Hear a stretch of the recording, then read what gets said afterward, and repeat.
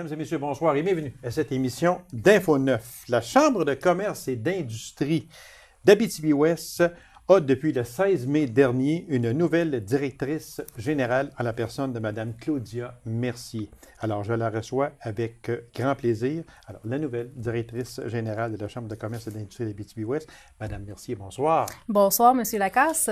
Merci d'avoir accepté cette invitation-là. Elle me disait, ben là, moi,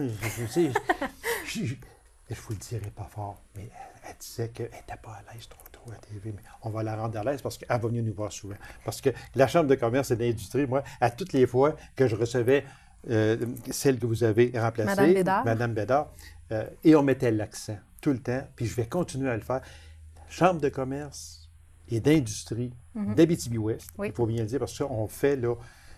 Puis des fois, les gens peuvent me dire « Ah, tu te répètes. » Oui, mais ça ne me fait rien. J'aime ça, me répéter. Il y a certaines choses qu'il faut qu'on répète. Chambre de commerce et d'industrie d'Abitibi-Ouest, ce n'est pas uniquement la SAR. C'est ça qu'il faut faire attention, puis on va le répéter, c'est l'Abitibi-Ouest. Alors, puis, on le sait que la Chambre de commerce et d'industrie joue un rôle primordial, joue un rôle essentiel dans l'économie et dans autre chose aussi, mais en général et en particulier dans l'économie de notre secteur à nous autres, l'Abitibi-Ouest. C'est pour ça que j'aime en parler, j'aime recevoir la directrice générale. Ça me fait plaisir aussi, M. Lacasse. Je rigole un peu, là, mais je sais que c'est important et ça me fait plaisir d'être là. Bien, je vous remercie beaucoup parce qu'on rit un peu, c'est parce qu'avant d'entrer en ondes, c'est ça qu'elle me disait, je vais m'y faire tranquillement. Oui, parce qu'on a 3 autres entrevues qui s'en viennent bientôt. Fait que oui, vous allez... Vous avez un beau défi de me faire aimer les entrevues, là. Je vais réussir, j'en suis persuadé. Je vous le souhaite et je me le souhaite. Et je vous le souhaite également. Madame Mercier, oui. Moi, là, si, à bout pour point, si je vous demandais, comment votre arrivée à la Chambre de commerce... D'abord, comment ça s'est fait? Parce que vous étiez à la SADC temporairement, puis tout d'un coup, on vous voit comme nouvelle directrice. Parce qu'on sait que Mme Bédard a quitté pour d'autres fonctions, peu importe. Ça a été un heureux concours de circonstances, je dirais. Moi, je suis revenue en région, je suis originaire de Palmarol, Abitibi-Ouest. J'ai été presque 10 ans à l'extérieur. Donc, je suis revenue dans mon patelin natal en 2012 avec un désir de faire changer les choses. Je suis une fille de défi, je suis une fille d'action, puis... donc, quand je suis revenue, j'ai été à la SADC, donc sur des projets en développement social-économique, beaucoup en communication. J'ai fait un bon 4 années là-bas, puis à un moment donné, j'ai décidé que je voulais passer à d'autres choses. Donc, quand je suis partie, j'avais pas d'idée claire de où ce que j'allais aller. Mais entre-temps aussi, j'avais repris la relève de la ferme familiale à Palmarol avec ma sœur et nos conjoints. Donc, à temps partiel, surtout à travailler pour la comptabilité, mais j'avais un autre beau défi de ce côté-là. Mais c'est sûr que moi, je voulais toujours conserver un emploi temps plein à l'extérieur. Donc là, je ne savais pas trop où aller. Je suis rentrée à la Chambre de commerce et d'industrie sur un mandat temporaire pour la foire de l'emploi. Puis entre-temps, pendant que c'était là, on a pris le départ de Mme Bédard. Donc j'ai hésité, mais j'ai décidé d'appliquer sur le poste parce que, comme que je viens de vous le dire, j'aime les défis. J'aime défis. Exactement. Puis j'aime pouvoir apporter la différence, faire le bien dans le milieu. Puis je pense que le bagage de connaissances que j'avais eu à la SADC, mes compétences en communication et tout, je me suis dit, regarde, je pense que c'est vraiment la place pour moi, puis la vie, elle m'amène là, puis je me suis dit, let's go, je fonce là-dedans. On est rendu là. Moi, si je vous demandais, avant de revenir en Abitibi, vous étiez à quel endroit et vous faisiez quoi? J'étais principalement aux études. Donc, quand je suis partie, j'ai été faire mon cégep en anglais à Lennoxville pour bien apprendre l'anglais. Je suis partie après ça 6 mois... en Estrie. Je suis partie 6 mois en Thaïlande pour enseigner l'anglais à des réfugiés. Je suis revenue un petit peu en Abitibi, dans le coin d'Amos, pour ramasser de l'argent avant de repartir aux études. J'ai fait études internationales et langues modernes parce qu'au départ, je voulais faire du développement international. Quand j'ai fini mon baccalauréat, je me suis dit, je pense que je vais revenir en région finalement. Je me suis dit, développement international, développement local. Il y a des liens qui peuvent se faire. Oui, exactement, Puis, c'est ça, avant de m'en venir, j'avais commencé un MBA en affaires électroniques que je fais continuer à distance. Donc là, il n'est pas tout à fait fini. J'ai mis ça à pause avec tous les beaux défis, mais je pense que j'ai eu le bagage de connaissances que j'ai besoin pour continuer. Sûrement. Puis, fait que là, vous êtes directrice générale de la Chambre de commerce et d'industrie d'Abitibi-Ouest, mais vous gardez aussi une certaine fonction dans la ferme familiale. Exactement. C'est ça? C'est une ferme qui est à Palmarol? Oui, une ferme laitière. Ah, OK. Ça va être plaisant de vous réinviter, de venir nous en parler aussi. Ben, tant qu'à faire. Ben oui, d'un coup que je vais aimer ça, les entrevues, on va revenir. Moi, je suis certain que quand elle va partir d'ici, elle va dire, si jamais, là, Gaby, tu laisses une bonne fois, là, je vais peut-être te remplacer. Est-ce qu'il y a un lien à faire entre la SADC, où vous étiez, et la Chambre de commerce? Est-ce que ça vous a aidé à vous glisser vers la Chambre de commerce? Oui, assurément. Parce que la SADC, c'est la Société d'aide au développement, des collectivités. OK, oui. Donc, moi, j'avais un rôle beaucoup sur des projets spéciaux ou en communautaire. Mais qu'est-ce que la SADC fait? C'est qu'elle veut travailler pour le développement socio-économique de la région. Puis qu'est-ce qu'on fait à la Chambre? C'est pas différent. On a tous les mêmes objectifs, mais on a des moyens différents. Donc, c'est sûr que la Chambre, essentiellement, c'est représenter les intérêts des membres et les intérêts des entreprises de l'Abitibi-Ouest au sens général, donc que ce soit pour l'organisation d'activités ou encore prendre position dans des dossiers politiques. Mais je pense que j'ai acquis une connaissance des entreprises et du milieu des affaires quand j'étais à la SADC. J'ai connu plusieurs mondes, donc ça m'a aidé à me faire une tête puis à bien comprendre le milieu puis d'arriver à la direction de la Chambre en n'ayant pas à tout apprendre. Oui, exactement. Puis, il faut le dire aussi, la Chambre de commerce et d'industrie s'implique dans beaucoup de dossiers. Oui. Parce que ce n'est pas seulement des dossiers économiques, dans à peu près tout ce qui concerne l'Abitibi-Ouest. Oui. Je sais que vous aurez... Et je ne veux pas entrer là, dans le sujet du tout, mais juste pour montrer aux gens jusqu'où on peut aller. On sait qu'avec la MRC, avec les différentes municipalités d'Abitibi-Ouest, on commence tranquillement à parler de fusion, etc. La Chambre de commerce aura à se positionner aussi. Ça, c'est un exemple que je donne. Elle aura aussi, à ce moment-là, à se positionner un jour ou l'autre face à des décisions majeures qui seront prises à ce moment-là. C'est ça. Bien, à ce moment-là, ça va être mes administrateurs qui sont représentés des membres qui vont dire qu'est-ce qu'on en pense en pleine connaissance de cause, d'un coup qu'on en saura plus sur les impacts possibles que ça va avoir sur l'économie. Sinon, entre-temps, mais quelques positions récentes qu'on a prises, que je peux vous donner exemple. On a appuyé un projet de loi C-274 qui a été mis de l'avant par un député NPD à Rimouski-Neigette. Donc, c'est un projet de loi qui vise à aider, dans le fond, à permettre aux relèves d'entreprises aux enfants, dans le fond, de ceux qui ont des entreprises, de prendre la relève, puis que les parents aient droit à l'exonération du gain en capital. Oui, j'ai lu là-dessus. Oui, ça, c'est un exemple de position qu'on a dit, regarde, ça, c'est un dossier, c'est important pour la relève, on en a énormément, que ce soit agricole, mais que ce soit les petites entreprises familiales, l'Abitibi-Ouest, c'est plein de ça. Oui, exactement. Donc, on s'est dit, c'est un dossier, je pense que c'est important de prendre position, puis d'amener les appuis qu'on peut donner. Fait que c'est pour ça, puis juste pour faire une parenthèse, mais que je vais refermer tout de suite, c'est que quand on parlait il y a quelques instants, là, que la Chambre aura à se positionner sur les fusions possibles, je ne veux pas en parler, puis c'est pour ça que je n'invite pas non plus des personnes qui sont dans le domaine, parce qu'il n'y a rien de fait. Exactement. Il y a des études qui doivent se faire, puis je veux que ce soit bien spécifié, il y a des études qui sont à se faire ou qui vont se faire. Quand on aura tous les chiffres, que la Chambre de commerce aura également les chiffres, que la SADC aura les chiffres, que la MRC aura les chiffres, là, à ce moment-là, on pourra se positionner puis on pourra en discuter. Mais là, on parle dans le néant un petit peu. Fait que c'est pour ça que... Mais je sais que je suis content qu'on en ait parlé un peu parce que aussi les membres auront à prendre des décisions sur ça. Est-ce que votre réflexion a été longue pour accepter le poste? J'avais pas beaucoup de temps, je vous dirais. Vous étiez pressée. Donc, Mme Bédard a donné un mois de notice. Okay. Donc, moi, quand elle a donné, j'étais en train de terminer de faire le post-mortem, la foire de l'emploi et tout. Donc, ça a peut-être pris 2 semaines avant que je me décide. Puis après ça, c'est sûr qu'il y a le processus d'entrevue qui est entré en ligne de compte et sous le processus de sélection. Le processus normal. Mais d'un coup, j'ai pris ma décision. Regarde, c'est go, on l'essaie. J'y vais, puis ensuite de ça, je suis une fille de défis. Puis on trouve les solutions en chemin. Voilà, exactement. Si je vous demandais, moi, vos objectifs, disons peut-être à court terme et aussi à long terme, ce serait quoi? OK.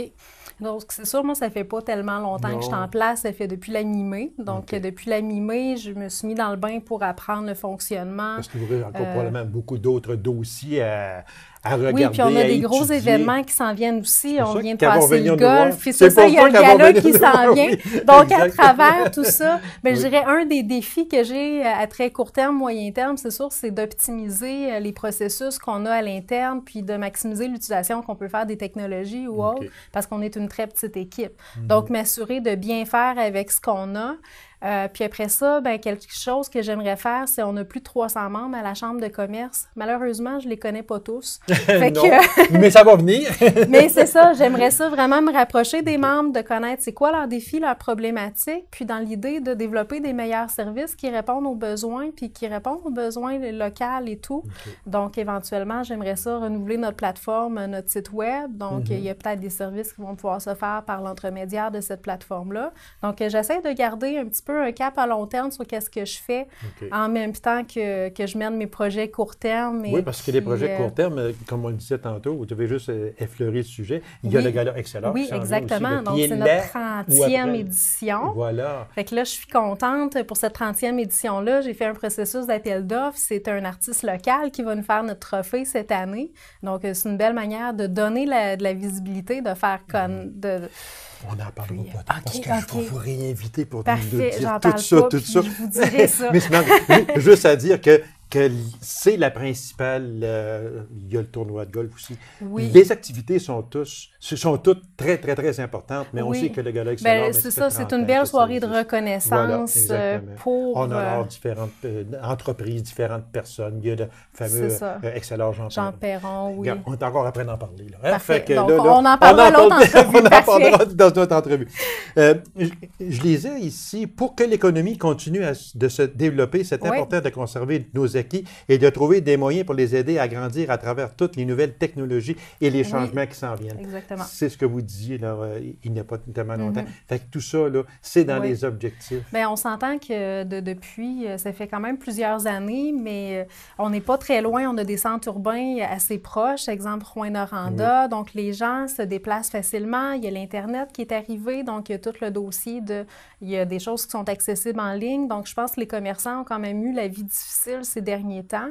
Donc, comment se renouveler à travers tout ça, s'assurer pour les commerces, exemple, de donner une expérience client, puis de garder toute cette vie d'entreprise-là, ces entrepreneurs locaux, puis il y a d'autres opportunités, je pense, qui ne sont peut-être pas développées sur le territoire. Fait que ça, c'est une vision de milieu d'ensemble, là. Mais... Madame Mercier, c'est déjà terminé? Déjà, regarde, je savais, mais elle veut rester assise là, j'en suis persuadé. Madame Mercier, merci beaucoup. Bien, ça fait plaisir. On se revoit, il n'y a pas tellement encore dans quelques temps très près, parce que il y a le fameux gala Excellence, fait qu'on veut en parler plus en profondeur. Ça va me faire plaisir. J'en suis persuadé. Madame Mercier, merci. Et bon succès, bonne chance à vous dans cette nouvelle fonction. Femme de défi, il y en a à la Chambre de commerce. En effet. Et vous allez les mener à bon port, j'en suis persuadé. Merci, madame. Bonne soirée. Merci. Alors, mesdames et messieurs, courte pause. On vous revient immédiatement après. Reste avec nous.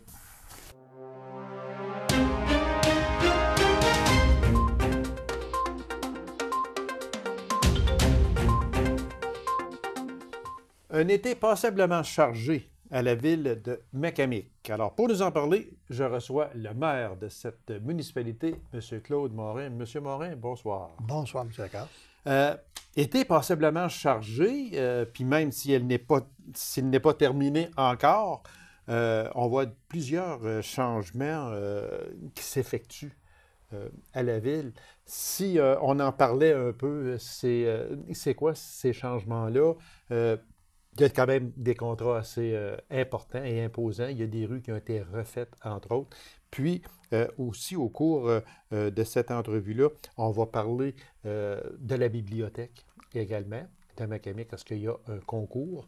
Puis, on va parler aussi, si on a le temps, de nouvelles constructions, parce que quand même, il en pousse beaucoup. On en voit un peu partout. Alors, c'est tout... à l'honneur de la ville, puis également aux personnes qui font confiance à Macamic de venir s'installer. Plusieurs contrats ont été exécutés et sont encore en exécution C'est quoi exactement? En fait, vous vous souvenez du plan triennal qu'on avait mis, qu'on revoit chaque année, qu'on revisite. Cet été, c'était prévu qu'on reconstruisait la 6e avenue, direction de l'Arena, et le secteur Curie-Tremblay. Ça, c'est un contrat de 1 100 000, dont une partie importante en subvention de Tech Canada. OK. La taxe de d'essence, en fait. OK. Et parallèlement à ça, comme c'est le 100e l'an prochain, je m'étais attardé à discuter avec M. Coutu pour voir si c'était la possibilité de apporter des corrections à la rue principale. Vous savez, la rue principale était vraiment... Là, vous parlez de M. Coutu à Rouen, le ministère du MTQ. Du ministère MTQ. Alors, ils ont accepté, en même temps qu'on faisait les autres travaux. C'est pour ça qu'il y a eu beaucoup de branle-bas, de combats de construction dans les infrastructures routières. Le ministère a décidé de repaver la rue principale qui n'avait besoin. Ils l'ont devancé. Et aussi, bien, il y avait le pavage qui partait de la limite presque de Macamic, entre la serre Macamic, qui s'est fait dans les mêmes temps. Fait que on était en travaux, ça a demandé de la patience, beaucoup des citoyens et citoyennes. Patience, puis je rajouterais, sans malice, prudence. Absolument, aussi. absolument. Prudence, parce qu'il y a eu, en tout cas, je ne veux pas embarquer là, dans ça, parce que... Mais les travaux... chanceux. Les travaux se complètent bien. D'accident, oui. Les travaux se complètent bien. Et, actuellement, le contracteur est à terminer la pose de la pelouse, la tourbe, dans le fond. Okay. Et c'est certain, on va demander à la population de s'assurer par les rues concernées de bien faire l'arrosage pour s'assurer que la repousse se fasse correctement. Mm-hmm. Il y a aussi, on a eu des travaux, ça a moins été vu, mais toute la saumure, le conduit de saumure à l'Arena, qui avait 25 ans d'âge, qui était rendu à maturité. Qui était, oui, c'est entre ça. 50 et 75 000, je n'ai pas le chiffre exact, mais Mm-hmm. ces travaux-là ont été complétés. Et si vous vous souvenez, à la fin de la saison hivernale, le dernier compresseur, on avait remplacé un plus tôt dans l'année, le dernier compresseur de déshumidificateur rendu l'arbre, ça c'était une vingtaine de mille, on a procédé à son remplacement. Ça s'est fait dans le début du mois d'août. Alors là, je pense que la mise à niveau au niveau des infrastructures de l'Arena, c'est complété. Puis il y a eu aussi, qu'il ne faut pas l'oublier, l'avenue Curie-Tremblay aussi, qui était vraiment... Curie-Tremblay, c'était nécessaire. Vous savez, il y a eu des travaux aussi majeurs que sur la 6e. Oui, exactement. Mais maintenant, c'est reconstruit, puis la population, quand elle fait un petit détour, soit à pied ou en auto, aller visiter, ça vaut la peine. Monsieur Morin, vous avez parlé du centre Joachim-Tremblay, puis là, vous m'emmenez sur un sujet qui, je ne sais pas, vous avez sûrement dû en entendre parler. Le fameux trottoir qui relie, qui longe la 6e avenue ouest, puis qui s'en va presque au séjour. Moi, je ne donnerai pas mon opinion là, sur ça, mais seulement qu'il y en a beaucoup qui me l'ont donné. Qui a pensé faire un trottoir, une surélévation de même? Vous allez avoir des réclamations à la ville, j'ai l'impression. Il y en a qui vont avoir des bris d'auto, j'en suis persuadé. Et puis la charrue,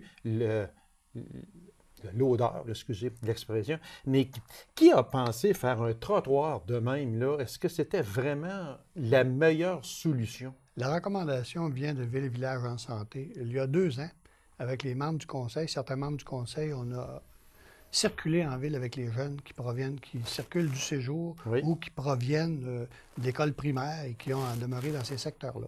Où c'était à haut risque d'accident, on nous avait recommandé de faire poser une action parce que la rue, comme vous le savez, était difficilement identifiable vis-à-vis de l'Arena. Au lieu de mettre juste une bordure, on a décidé, là, ce qui manque actuellement, c'est toutes les lignes jaunes qui vont être installées dans les jours qui viennent pour délimiter exactement entre le trottoir et l'Arena. Ça va être du stationnement en épi. Alors, tu vas reculer puis tu vas sortir au bout. Du côté de la rue, il va y avoir au mois de janvier, ça, on ne le voit pas, M. le maire. Et il va y avoir des poteaux d'identification pour délimiter le trottoir, effectivement. Vous amenez un point qui a été apporté comme préoccupation à la ville.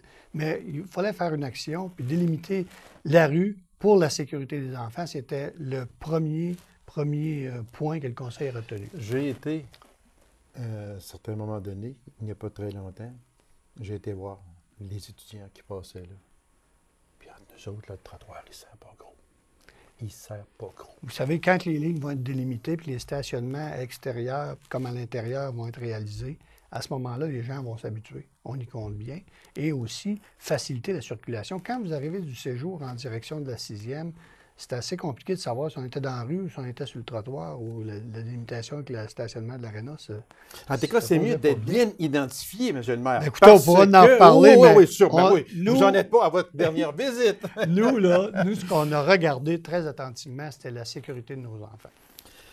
En tout cas, j'espère. Mais oui, c'est sûr. Mais seulement que j'ai hâte aussi de voir la signalisation qui va être installée là, ça va être la important. délimitation qui va être installée là, parce que vous me parlez des barres à trafic, des lignes à trafic. Oui. Oubliez ça, décembre, janvier, février, mars, là, oubliez ça, on ne les voit même pas. Ça a des barres d'identification, comme un peu, on voit à Rwanda, sur l'apéro, pour la piste cyclable l'été, il était limité avec des barres de 5 pieds. Là. Alors, okay. il va être attaché au trottoir, mais on va avoir l'occasion d'en parler, absolument.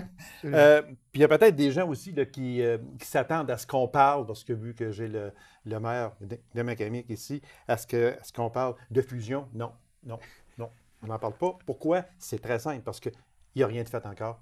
Puis, quand on aura des chiffres, preuve à l'appui, là, on en parlera. Mais là, ça ne donne absolument rien d'en parler. Tout ce qu'on peut dire, c'est que le comité a été mis en place la semaine dernière, mais Bravo au comité. Bravo au comité. On va attendre les résultats, M. Morin. Ça va?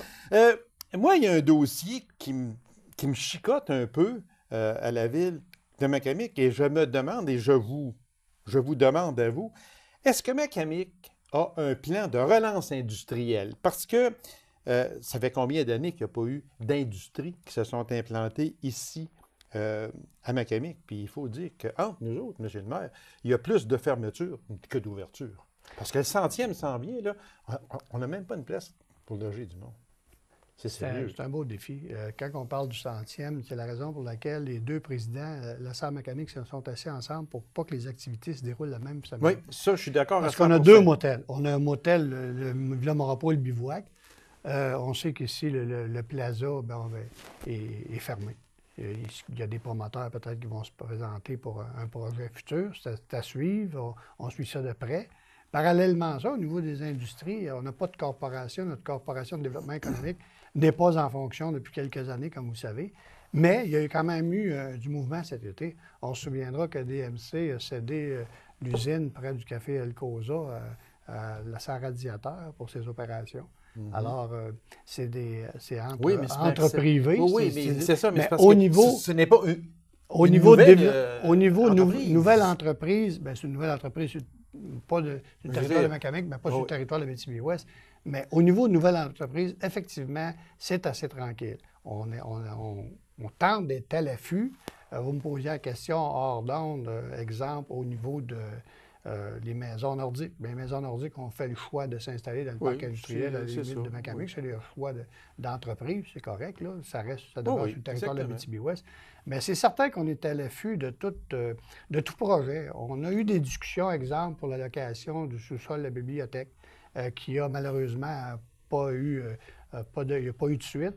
Mais on a d'autres idées. Mais dans les années qui vont venir, il va falloir se pencher sur la question de la relance commerciale. Mais c'est ça, M. Morin. Moi, là, ce qui me surprend beaucoup, là, puis je croyais sincèrement qu'à la ville de Macamic, il y avait un plan de relance, il y avait un comité qui était chargé de voir à la relance industrielle, et vous me dites qu'il n'y en a pas. Non, ça fait déjà 5-6 ans que la Corporation de développement économique... Est-ce qu'il y a des incitatifs?